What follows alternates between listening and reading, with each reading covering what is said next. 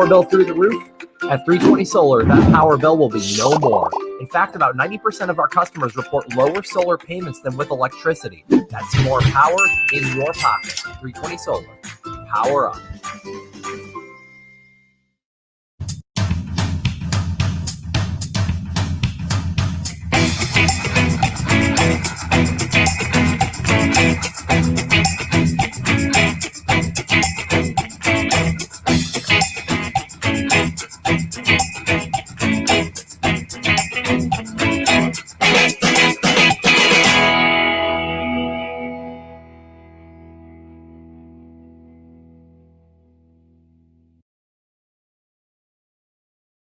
Or will it be more like General Hospital?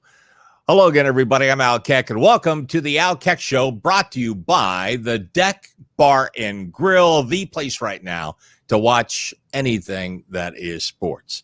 The Buccaneers, the Rays in the American League Divisional Playoffs, the NBA Finals, college football, you name it, it is the place to go and watch a game. Big screens galore, and some of the best food and drink and atmosphere you will find any place in the Tampa Bay area. Do yourself a favor and check out the Deck Bar and Grill at Isla del Sol. All right, yes, the Buccaneers will play on Thursday Night Football coming up in just a couple of days in Chicago.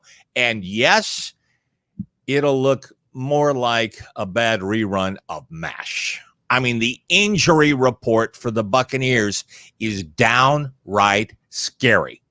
Mike Evans, Chris Godwin, Leonard Fournette, Scotty Miller, JPP, Gronk, OJ Howard.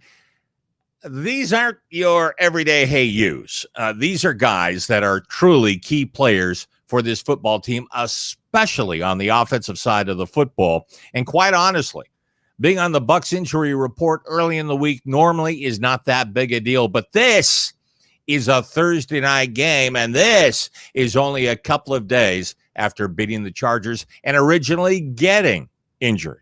And that was a football game that was very hard fought, and they had to come back big time in order to win that game. So I'm not surprised at all with the injuries. But Godwin, Howard, definitely out. Howard is done for the season with a bad Achilles. The Bucs are basically, from what we're told, preparing to not have Evans, Fournette, and Miller. Do I think all are out for that Thursday night game?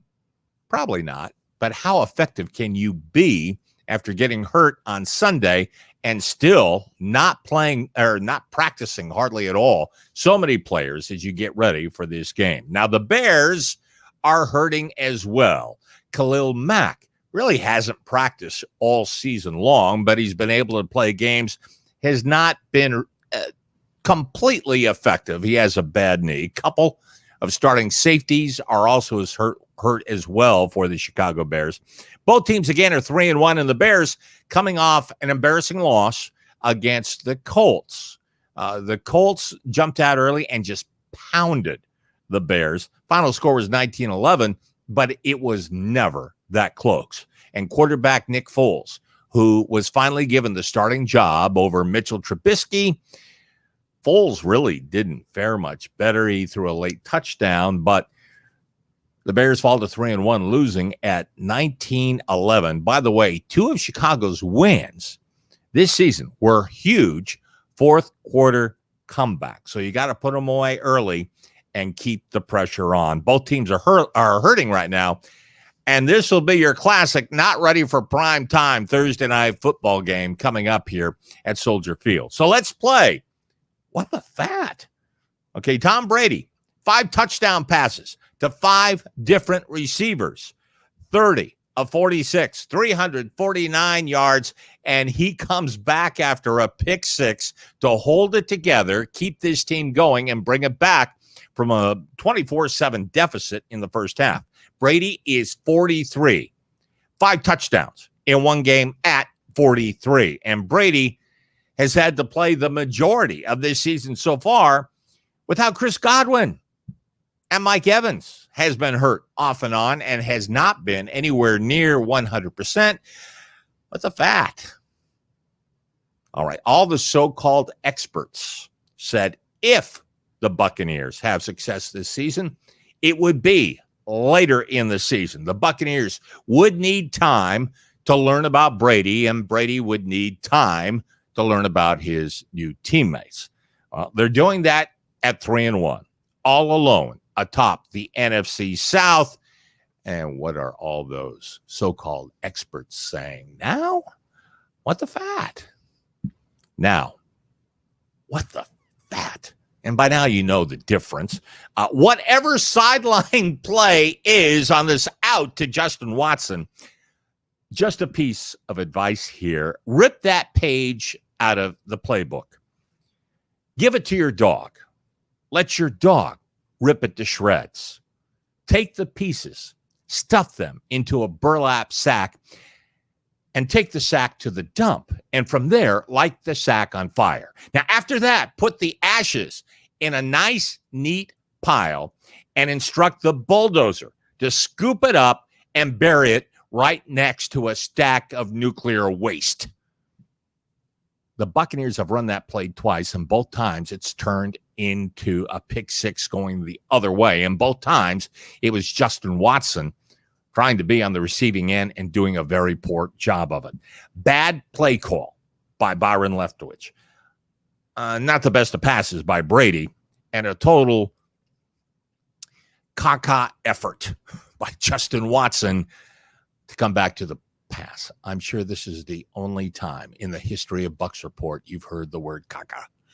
I'll poke my eyes out with jagged glass if the Bucs ever use this play again with Justin Watson this season. What the fat? So the Buccaneers take a 3-1 record to Chicago. Ask any Buccaneer fan over the years, and they will tell you they will take a 3-1 record anytime, any place, any year, and that's certainly the case this season. We all know it hasn't always been like this. And one man that can tell you that is former Buccaneer quarterback Jack Thompson. The Buccaneers gave up a first-round draft pick, traded it to Cincinnati for the man they call the throwing Samoan back in the early 80s. And Jack would be the first to admit that it just didn't work out the way he thought it would, or that anybody with the organization thought it would. But still, great opportunity this week to have a great talk with the throwing Samoan, Jack Thompson.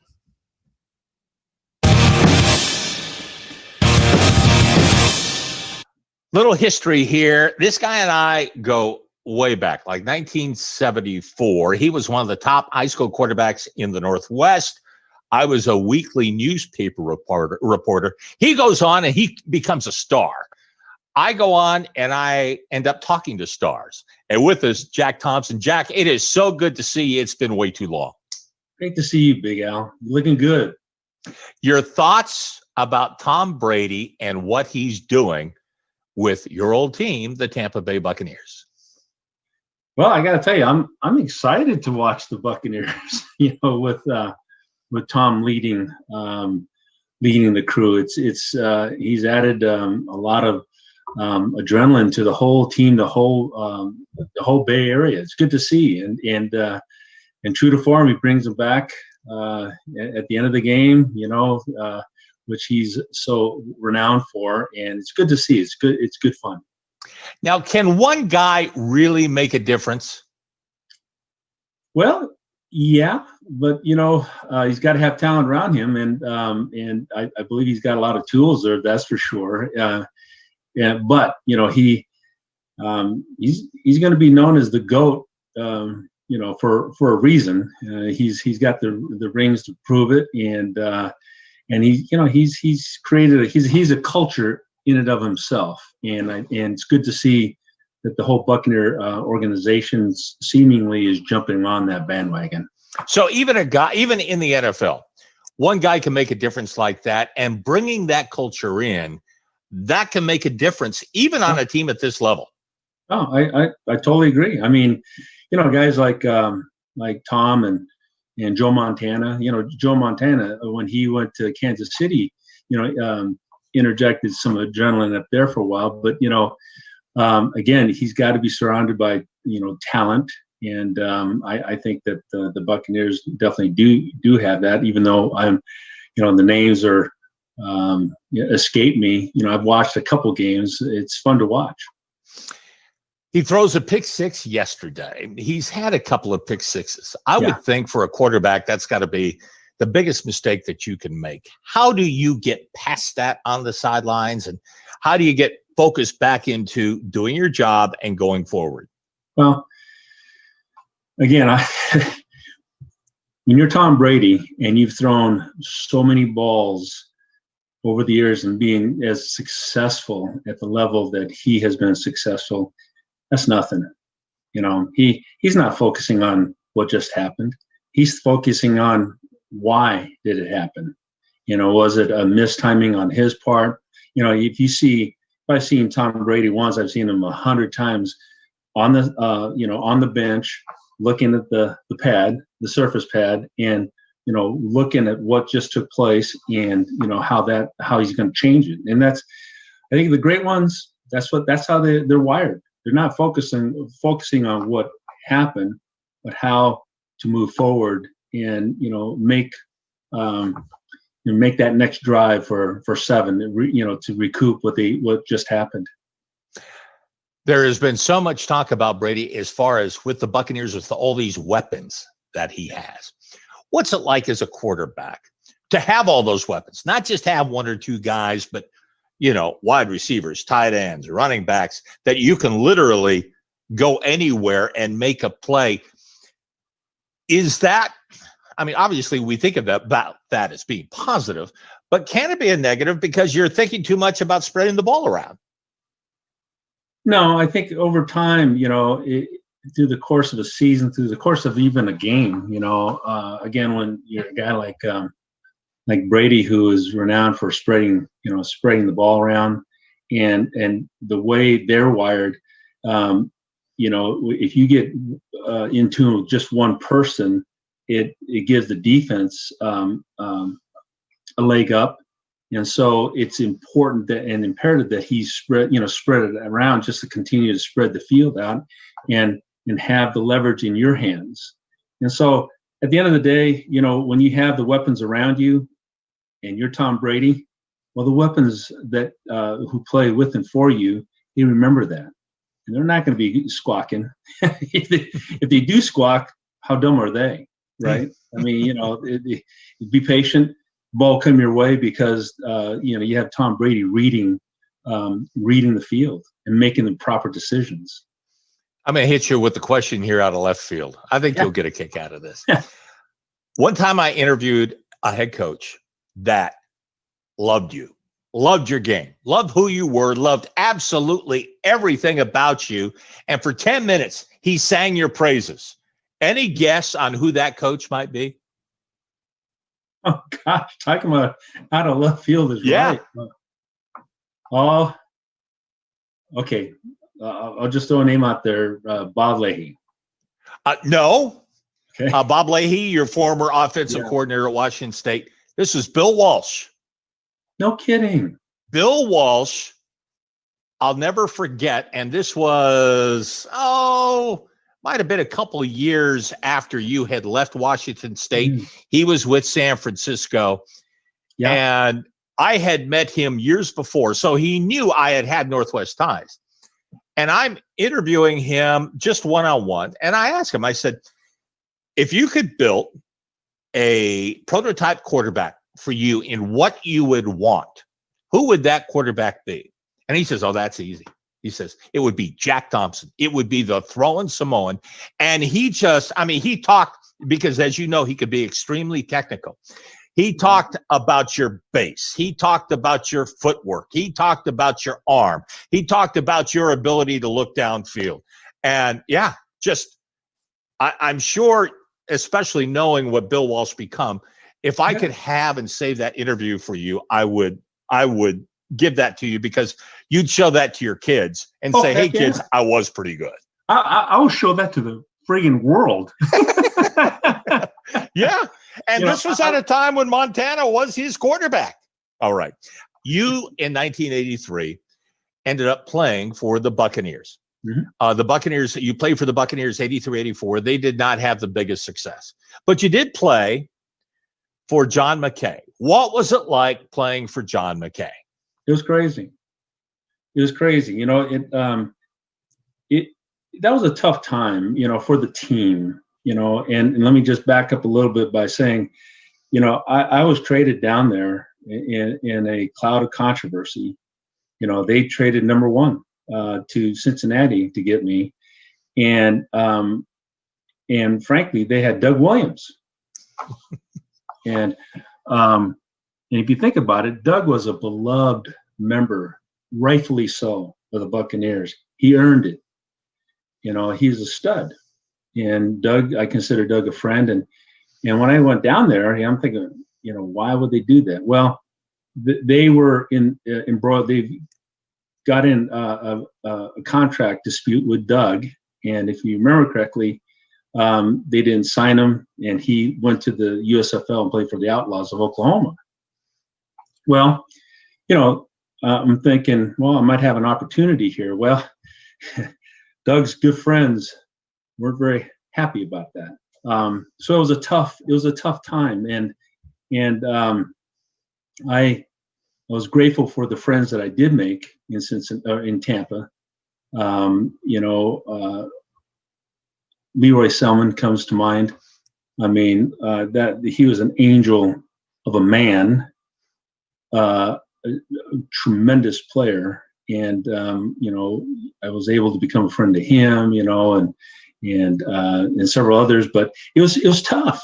It was a tough time. And then you know, Doug went on to find great success ultimately with the Washington club. Got to watch out for that one.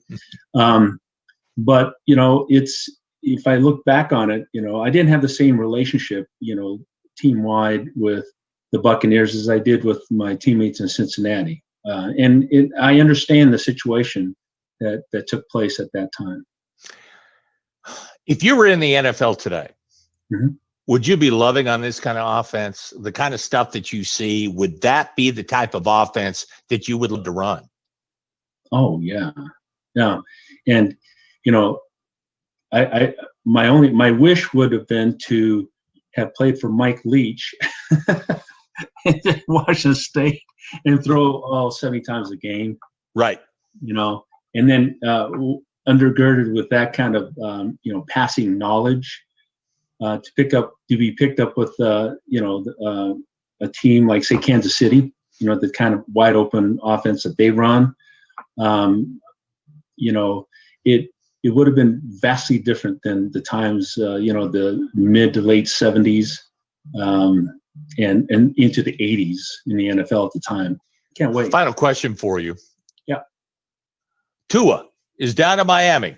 A lot of attention on Tua. Love and Tua. They've kind of tried to call him the throwing Samoan, and they quickly remind him that there was another throwing Samoan. But your thoughts on Tua? I know in your culture, the Samoan culture, you guys are very close. Do you know Tua? Have you talked to him? Yep. Tua's a wonderful young man. I got goosebumps as I talk about him because his family, you know, they're the epitome of the Samoan family. And it's all about respect and whatnot. You know, kiddingly, we talked about the throwing Samoan. You know who gave that nickname to me was Harry Missildine. Yeah, Harry Missildine. Right? Yeah.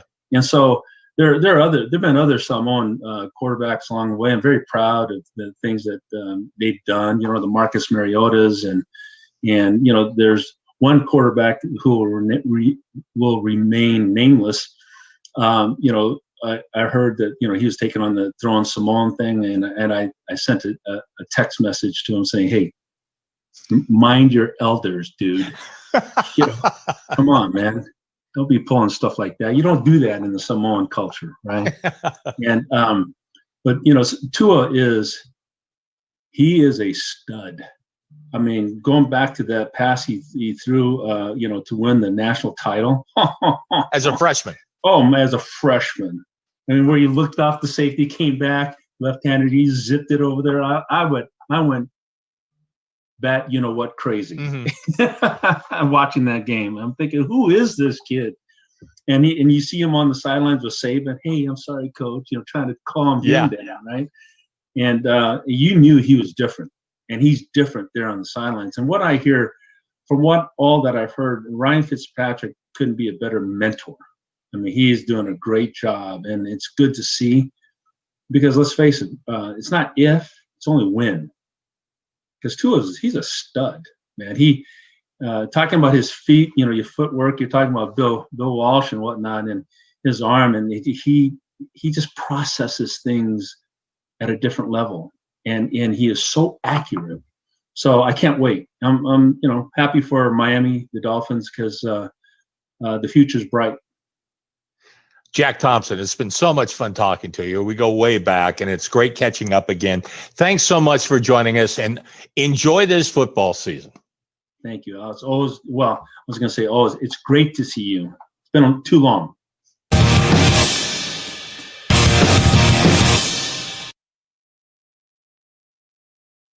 And Jack Thompson. Interesting times taking over for Doug Williams. All right, welcome back to the Al Keck Show, brought to you by the Deck Bar and Grill. Absolutely the place to watch the Bucs and all your Tampa Bay sports. Again, a ton of big screen TVs, awesome food, awesome drink, and you have music throughout the weekend and some great dinner specials, especially early in the week. I mean, imagine spaghetti and meatballs for less than $6. Great stuff. Go in, say hello to Cedric Robinson, and enjoy the Deck Bar and Grill. We are coming to you live from the palatial Peter Blake Studios. Peter Blake, of course, my producer. And Peter, yes, how are we looking on comments? We are looking pretty good with comments. Let's go out to the Keckers here.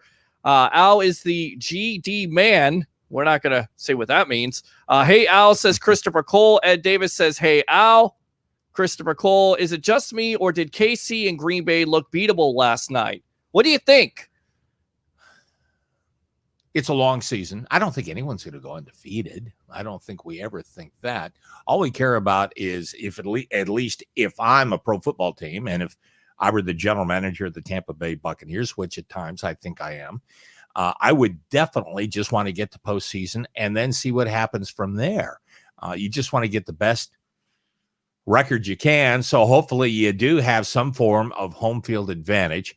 It's going to be interesting here because we're getting a lot of talk right now about possibly the NFL joining like what baseball did and what the NBA did, and baseball in particular, in playing in a bubble and maybe playing in a bubble for the playoffs.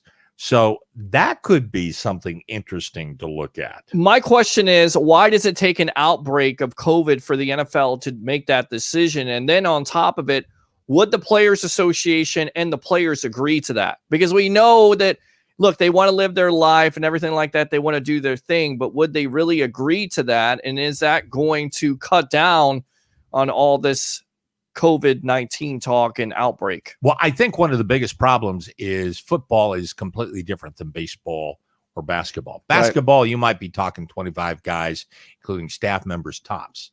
You know, in the National Football League, you're looking at well over 100 people. So can you go certain places with 100 people and quarantine with several other teams in order to play a month and a half worth of season? So that's going to be the question. But it would not surprise me if, especially after the opening round and get past some of those opening round games, that if things get serious, when things get serious, as far as the season is concerned, that they will do some type of a quarantine despite that and make sure that you can get things going all the way through the Super Bowl. I almost feel like the KC game last night against New England should have been postponed until a later date, because I think at the end of the day, fans want to see superstars like a Cam Newton. And the way Newton was playing this year, you would think that it gives New England that opportunity. But with Brian Hoyer, who was absolutely atrocious last night, they have no chance. So I think the NFL, they're trying to rush this instead of trying to rush it. Maybe extend it if you get to that certain situation. And it's going to be interesting with Newton, how long, and they say he's asymptomatic right now. And so, you know, how long do you keep him out if he is not showing signs of this, and if he doesn't test positive, how long do you keep him out? Yeah. And so that's a question that they're looking to get through. All right, let's see here. Let's go out to Randy. Execution, execution, execution. As the late, great John McKay said, I'm in favor of it. Ed Davis again. A leftover Jameis play. Myrna says, you're right, Al. With Godwin and Evans healthy, we would be winning by 3 scores every game, but the Bucs are still winning. That's the great thing about it. Go Bucs, says Lisa. Interesting with JT. And Ed Davis says, one coach with the Titans broke NFL protocol and infected others. So if you can't depend on your player, if you can't depend on your coaches, how can you depend on your players? And that's what Bruce Arians talked about a couple months ago, how he was going to put his foot up a coach's ass if they didn't have a mask on. So that, that kind of separates a team that's dialed in like the Tampa Bay Buccaneers and a team like the Titans, who are coming off the AFC Championship game last year. And undefeated. Right. And their coach gets out of line and doesn't follow the protocols. I mean, that's just messed up. And that's where your veterans have to step in. And you don't think of Tom Brady doesn't talk especially to the young kids saying, listen, you've got a very rare opportunity here and have a very rare opportunity to maybe win a Super Bowl ring and a big paycheck. So whatever you do things the right way and do things the way we ask you, and don't do stupid things. But as we're seeing with this, you don't have to do a stupid thing in order to get infected. You can simply be in the wrong place at the wrong time. And those type of cases are adding up right now. It's a very dangerous time. As you see right now, most of the probably the hottest place right now when it comes to COVID is our White House. So you can see what's going on in this country. All right. So real quick, we'll be out at the Deck Bar and Grill for your pre, half, and post-game editions of the Sports Web, getting you ready for Bears versus Bucs. Great food, great service. Cedric is unbelievable. And of course, back to you, the 40-year man himself, the Tampa Bay sports broadcasting legend, 40 years of sports broadcasting experience, WTSP Channel 10, WFTS Channel 28. Back to you, Mr. Al Keck. But not good enough to beat Peter Blake this last weekend in fantasy football.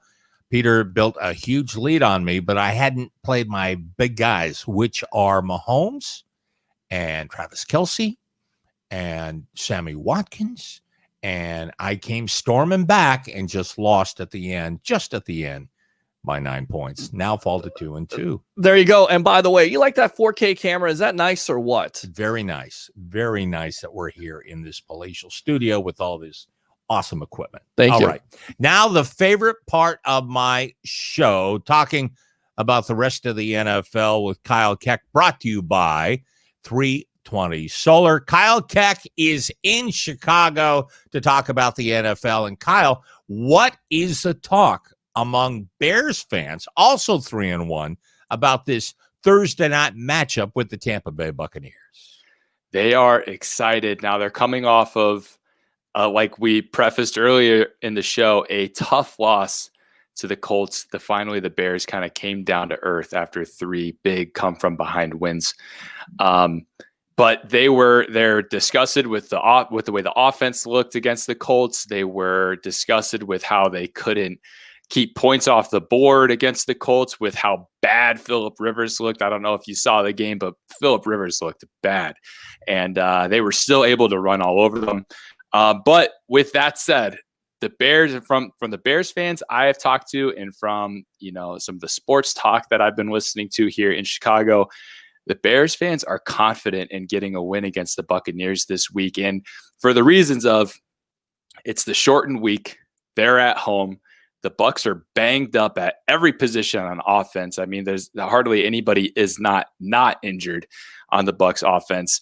And their pass rush, you mentioned Khalil Mack. He really has been quiet. He's been banged up. He's been really quiet. He hasn't looked great. But if you think that there's one game where Khalil Mack is going to pop off, it's going to be Thursday night, lined up against Donovan Smith. Oh, because if you're the Bears, you are moving Khalil Mack to whatever side that Donovan Smith is, snap after snap after snap, especially after seeing the way Tristan Wirfs absolutely sunned Joey Bosa last week. So Bears defense, they've given up the third fewest passing yards per game with only 3 total passing touchdowns this year. Now, granted, that's been against Matthew Stafford, Daniel Jones, Matt Ryan, and Phillip Rivers. But this is a defense that is stout. They believe in themselves. It's been the one thing they can pride themselves on the last couple of years has been their defense. On a shortened week against the banged up Buccaneers offense, they're confident going into Thursday night. Now, so many people have talked about the Bears quarterback situation with Nick Foles and Mitchell Trubisky. Trubisky had the job earlier in the season, and they brought Foles in to basically give him that job. Took a while, but Foles takes over. This was his first start against Indianapolis, and he was not that impressive. What's the talk in Chicago about Nick Foles? Now, I think that yes, he wasn't very impressive against the Colts, but let's not forget the Colts defense is a top 5 defense in the league this year. I mean, they're the top scoring defense in the league. They create turnovers and they take them back for scores. So I don't think that the expectations were super high for Foles going into this past Sunday's game. I think that the Bears fans and the Bears organization are happy with the way that Foles is able to move the ball downfield more than Trubisky. You have to game plan a bit differently. It opens up the run game a bit more for David Montgomery to get things going. But I think overall they're not psyched about it. But the overall theme is they are happy with the way that Foles moves the ball down the field. He's able to throw the ball further than 25 yards accurately, where that's where Trubisky really struggled. He's not able to scramble outside the pocket the way Trubisky is able to do that and create plays with his feet. But this will be the ultimate test for Foles. And there's a lot of talk about this game, but nobody's talking about this Brady Foles rematch. Oh, revenge game. Super Bowl. Foles took Brady. He took the Super Bowl from Brady a couple years ago, and he was in Philadelphia with the Eagles. And this is the one revenge game. Now, you think Brady has that taped up in his locker going into Thursday? I think so. Yeah. I mean, do you think Brady is thinking about this at all? I can guarantee you he is, because that is Tom Brady. Overall, you look at the Bears, they're 3-1. The Buccaneers are 3-1. Who's more of a 3-1 team, one of the better teams in the NFC, the Bucs or the Bears? I would say the Bucs, and I say that only because of the way that their offense has been able to produce points. Now, the Bears have been able to produce points at times where they've absolutely needed to produce points. So they have been clutch at times. Their defense has been spotty. I'd say honestly, their defenses between the Bucs and the Bears are they're comparable.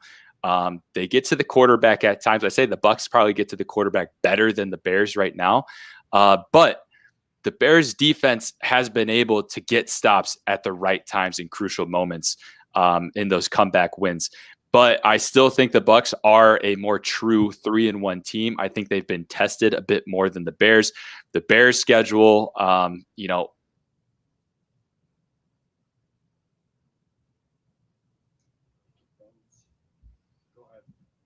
right, we're having some technical issues with Kyle Keck. And if Kyle, if you can hear me. Are we back? I'm back. Okay, great. Go ahead, my man. I overall, I think the Bucs are more of a 3-1 team than the Bears, mainly because of their offense. I think their defense is a bit more consistent, but the Bears, if they can get an offense churning, which that's what Nagy is claimed to be able to do, they can be a dangerous team because of the way that their defense can play at times. I have to be honest with you. I have no idea what to expect from this Buccaneer team right now. I can tell you this. Tom Brady is damn good in every bit what was advertised. This defense will take chances and blitz you from any place on the field and blitz you with several different people. They take chances, and sometimes they get burned. And that young quarterback for the Chargers, Justin Herbert, to me, opened eyes, and he looked as good as any young quarterback I've seen in the National Football League for a long time. So the Bucs, for the most part, have good history against Nick Foles, but with all these injuries, it could be a tough night for the Buccaneers come Thursday night. To start off this way, go 3-1, and to battle injuries in a short week, then to go 3-2. Then you have 10 days off before your next game, and that'll be the Packers and Aaron Rodgers. They'll need all 10 days in order to get ready for that one. Absolutely, they will. I mean, that will be a very different team than what they'll be playing Thursday night against the Bears. But I think that this game sets up very well for what the Bucs need to see from their team in specific points. One being the offensive line. If there's ever a game where the offensive line needs to step up, it is this game against Khalil Mack, Akeem Hicks, Roquan Smith, Robert Quinn. This is an offensive line that needs to show that they can protect Brady because, excuse me, if they can't protect Brady in this game against the Bears, then the Bears will be able to do what they want to do in order to win this game. And again, you have to wonder about the weapons that the Buccaneers will have available with all the injuries they have had. All right, let's talk more about the National Football League and some of the other things going on. What do you have? Well, let's start with the Tennessee Titans. Our first COVID outbreak and scare from last week. The Titans missed their game on Sunday against the Steelers, was rescheduled for October 25th, which would be week 7. The Titans, they finally had their second straight day with 0 positive cases from their testing. They had a point last week when they had their first initial outbreak to where every single day they were having positive tests. It got up to 19 players and coaches and personnel that tested positive. So now with the 2 consecutive 0 positive tests, they can finally return to practice tomorrow, get back into the facilities tomorrow. So they're on track to play the Bills this weekend. Again, 3-0 Titans, 3-0 Bills. They'll be able to play this weekend, bearing any other setbacks with the COVID testing. And that would be a huge game. A huge game. Oh, yeah. Yeah, that'll be some smash mouth football between those two teams. Some 2 good defenses, 2 good run games. Josh Allen has been on fire. It'll be interesting to see the way that Mike Vrabel will have been able to prepare for Josh Allen for this long. Josh Allen playing as well as any quarterback right now in the National Football League. And even going into last week's game, I think his numbers over the last, 16 starts were just ridiculous for Allen, having more than 30 touchdown passes and only 3 interceptions over that time. And coming in after the draft, everyone thought that he was just a project and was going to be mistake prone, but he has been incredible over the last season and a half. Absolutely. He has proved everybody wrong. If I would have told you going into week 5 of this NFL season that the 2 top passers in the NFL right now would be Dak Prescott and Josh Allen, would you have believed me? I would not. And especially all the pressure right now on the Cowboys and, the way they have been playing. It is, very interesting times in not so big D. Yeah, maybe it's the Gerald McCoy curse. Maybe anywhere Gerald McCoy goes, there's a losing bug that kind of jumps in there. But and that was my son that said that. I did not say that. So send all those emails to Kyle Keck, not to Al Keck. Direct them at me. You see many of the same things. You see my Twitter handle at the bottom. Go ahead and at me if you have a problem with that. I got plenty of numbers to show you wrong here. Let's move on. Cam Newton, the other COVID situation that we had in the NFL this week. For those of you who don't know, Cam Newton tested positive for coronavirus on Saturday, right before the game that was supposed to be played on Sunday against the Chiefs. Obviously, they played last night. Brian Hoyer got the start, played not so well. Jarrett Stidham comes in to try to bring them back. And the Patriots were unable to seal the deal. Chiefs come out with the win. Now, the interesting thing with Cam Newton, we mentioned he's asymptomatic. Now, we have to be careful with that term because although he's not showing symptoms, the way that this virus works is its incubation period works in a way that Newton could start, exhibiting symptoms at any given time. So that's why the NFL has protocols to test daily to make sure that this virus could be subsided within his system. So there's a question, while he's asymptomatic, could he play this weekend? And the answer to that is maybe. He could potentially play. It's possible, but it's highly unlikely. So the only scenario that he could play would be he would have to, from Saturday's initial test where he tested positive, he has to have 10 consecutive days of showing no symptoms, and in that time span of 10 days, he has to test negative twice. So there is a chance, with the amount of days that there are until the game on Sunday, that it could happen, but it is very highly unlikely that he will play on Sunday. So the Patriots will most likely move forward on Sunday playing against the Broncos with, either Hoyer or Stidham at the helm. I would hope that they would not allow Newton to play even with negative testing, because right now he's a human petri dish. Who knows what could happen to this guy, and who knows how sick he can get. I know he's in great shape, and that may be one of the reasons why he is asymptomatic. We don't know. But again, we don't know the long-term effects of this disease. So you hope, and I'm sure the National Football League, even the Patriots and Bill Belichick, will do everything they can as to what's in the best interest of Cam Newton. Yeah, and the positive sign that we've been seeing because Newton's positive test was really interesting. It gave us an inkling that maybe that game that happened on Monday was not going to happen at all, because Newton practiced with the team all week. He was in the huddle with guys all week. He was touching coaches. He was touching players. He was touching the ball. And so the way that everything happened in Tennessee, you would think that there would be a lot of, follow-up positive tests.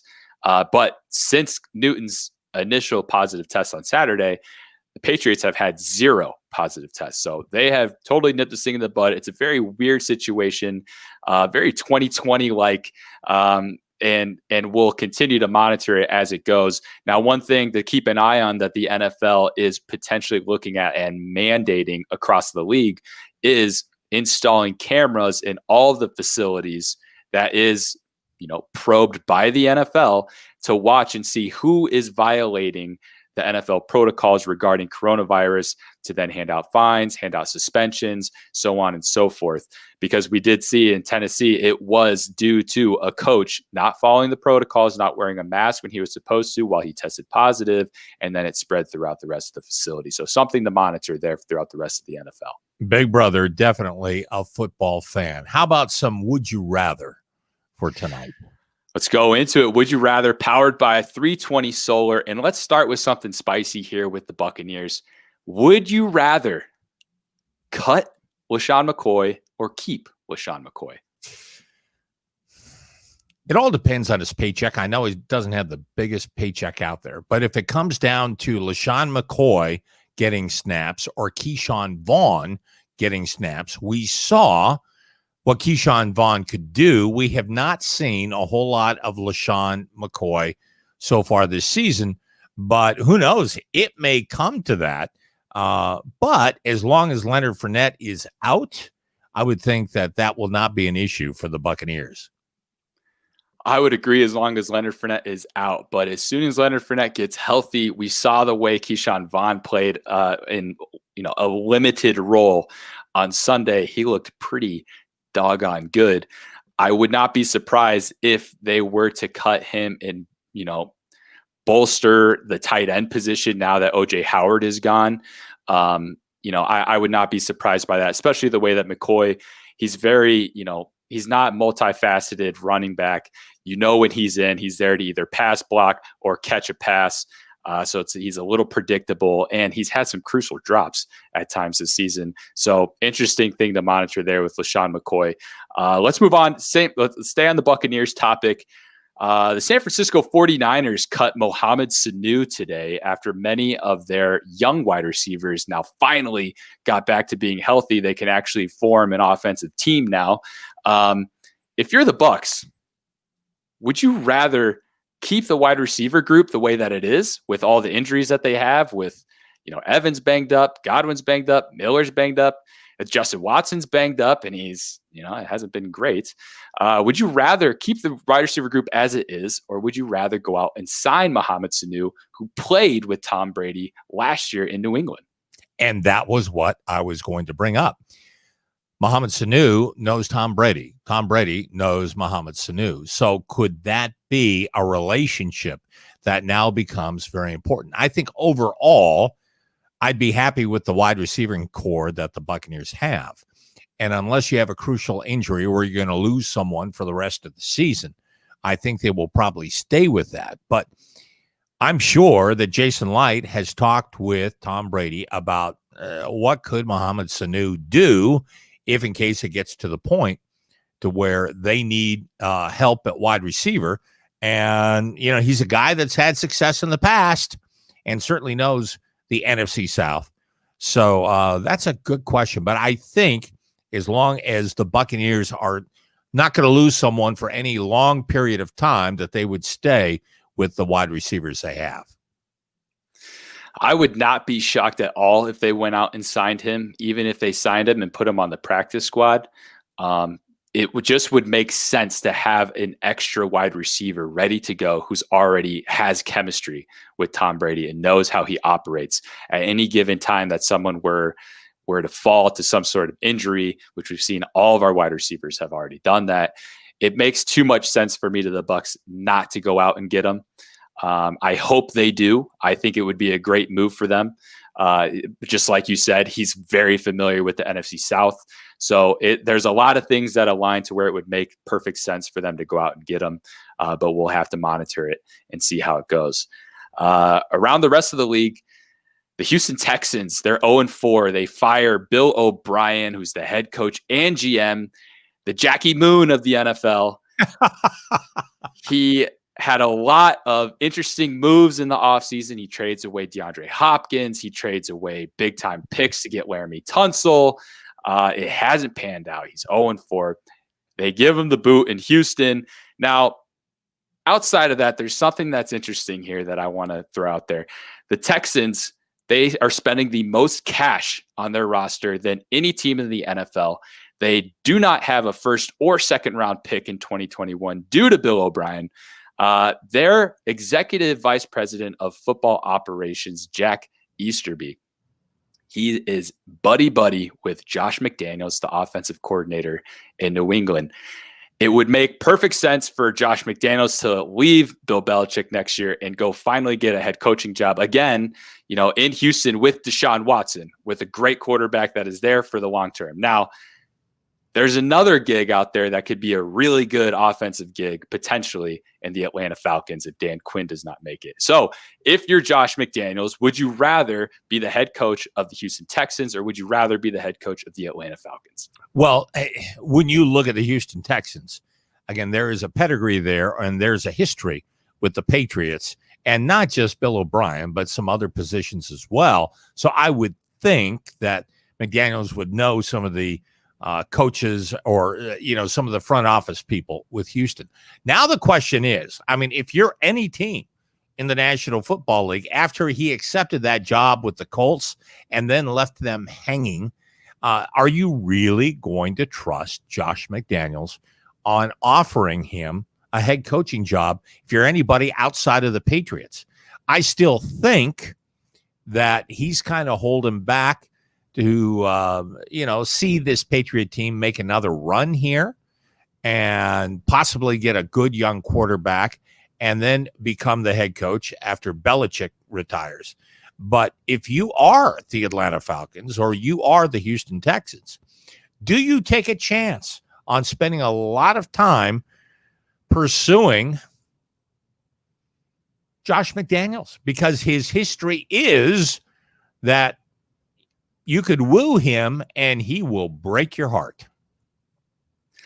If you're either the Texans or the Falcons, your heart's already been broken for the last couple of years. I don't know if you could go wrong with, what worse could happen. So if I'm either of those teams, I go after him. He's too good of an offensive mind for the offenses you have there. With the Texans, you have Deshaun Watson that's there for the long term. With the Falcons, you have a great wide receiving core, and now you bring in Todd Gurley. Matt Ryan is there. You don't know how long he's going to be there. You could potentially be in position to get a young, the quarterback that you want there. But if I'm either of them, I go after McDaniels, and if I'm McDaniels, I lean towards the Texans. Here's a question for you. Okay, since we're playing this and we've got 1 minute left, if you are the Atlanta Falcons and it goes south, even worse than it is now, and you end up getting the number 1 pick and you have Matt Ryan, would you take Trevor Lawrence over, knowing that you have Matt Ryan, and completely rebuilding that team with Trevor Lawrence? Yes, I would. And Matt Ryan has been a great quarterback in Atlanta. He's done great things there. I don't think that, they would get rid of him with a bad taste in their mouth. But if they ended up with the number 1 pick somehow, there just isn't any other pick that would make sense, that would change their team in a way that Trevor Lawrence would. There's no defensive guy out there. There's no offensive lineman. There's nobody out there that would change the team that Atlanta would need them to be able to be changed the way that they would want. So if I'm Atlanta, yes, I would take Trevor Lawrence. And I absolutely agree with you there, because they could turn Matt Ryan around in a trade, I would think he'd have a few years left, and you might be able to get a decent return for that. Kyle Keck, as usual, awesome stuff. And the Jackie Moon of the Outback Show, we so appreciate you joining us every week, and look forward to talking to you next week, and enjoy that game, that Bucs Bears game in Chicago. Yes, as Jackie Moon would say, let's get tropical. All right, that's my son. That's my son. Very impressed. All right, my man. Talk to you later. All right, we'll see you. All right. Let's get tropical. If you have been with me from the beginning, you know that I've been on a quest to feel better, lose some weight, some of that COVID fat. I found a perfect way to do that, and it's done exactly that for me. I've dropped more than 10 pounds, and here's the latest on this. This is Lynn Knowles. Lynn?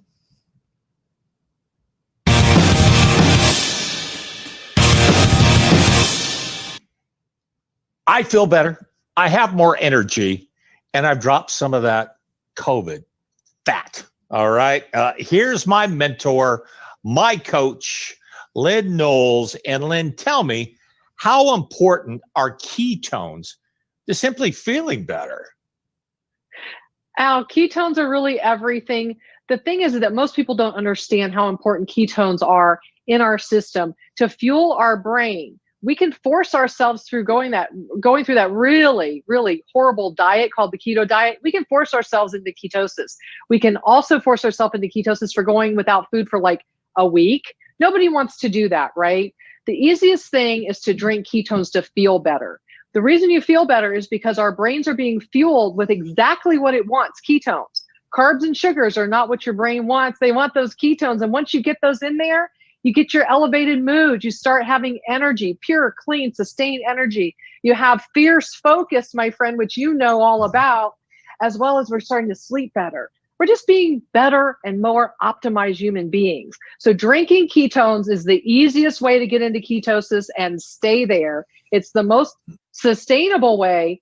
And I think you're figuring that out right now, right?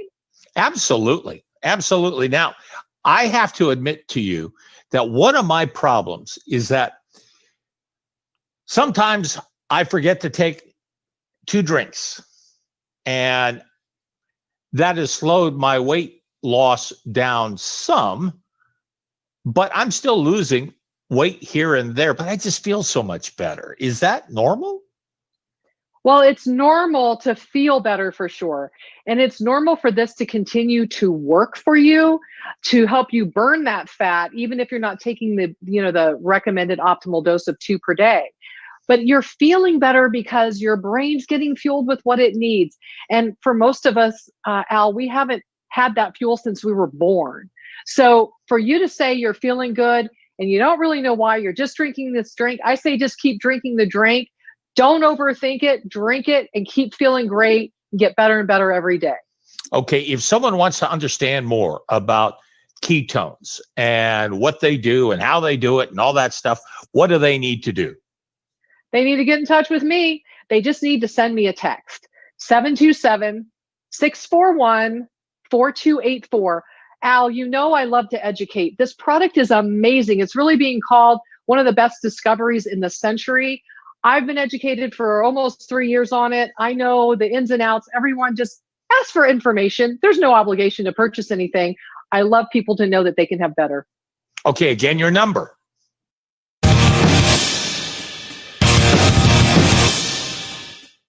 So can the Buccaneers run their record to 4-1? They head to Chicago Thursday night to battle the Bears. The Buccaneers favored by a touchdown, but both teams have a ton of injuries. And something to remember here, Buccaneer fans, how often has this team been favored by a touchdown going up to Chicago? Not very many times over the years. All right, I love to close the show with the story about me covering sports during my 40 years. Peter reminds me all the time. And I go back to Super Bowl 18, the very first Super Bowl played in Tampa. It was Washington against the Raiders. And of course, the Raiders won that game big. I'm working in San Diego at the time, and the hero of the game and the game MVP was Marcus Allen, who was from San Diego and a high school star in San Diego. And before the game, I did a big feature on Marcus Allen's father. They call him Red. Red is a great talker, and Red was a great interview, and it was really a very good story. And then Marcus ends up having this huge game, running for nearly 200 yards, had a pair of touchdowns, and he is named, again, the Super Bowl MVP. After the game, CBS is doing a live interview from the locker room, and they find Red Allen, and they ask Mr. Allen, Marcus Allen's father, about the performance put forth by his son. And Allen goes crazy. He says in this interview on national TV, he says, quote, "I told Al Keck from our NBC affiliate in San Diego that Marcus was going to win the MVP of the Super Bowl." Now, I'm hosting a Super Bowl party at the time with guys from my sports department. And when he said that, we go berserk, because let's face it, it's not often that you get a shout out on national TV, and let alone a shout out at the Super Bowl. So Mr. Allen, to this day, after all these years, thank you very much. Much appreciated. All right, let me thank the Throne Samoan, Jack Thompson, Kyle Keck, who was awesome today, Megan Keck, my producer, Peter Blake. He always comes through for me here. The Deck Bar and Grill, 320 Solar, Keith Larson, and Bucs Report. And most of all, let me thank you for joining me so many weeks now. I thoroughly appreciate it, and we've had some fun. I'm Al Keck. Be safe, be healthy, and enjoy the game.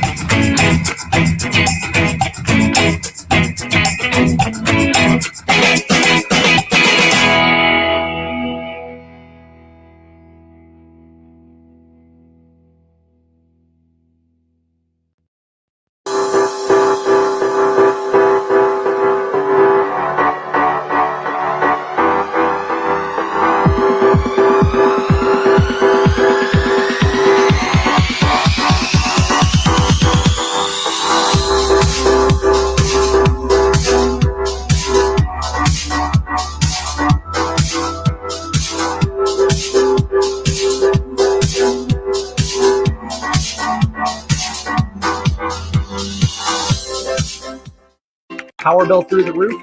At 320 Solar, that power bill will be no more. In fact, about 90% of our customers report lower solar payments than with electricity. That's more power in your pocket. 320 Solar. Power up.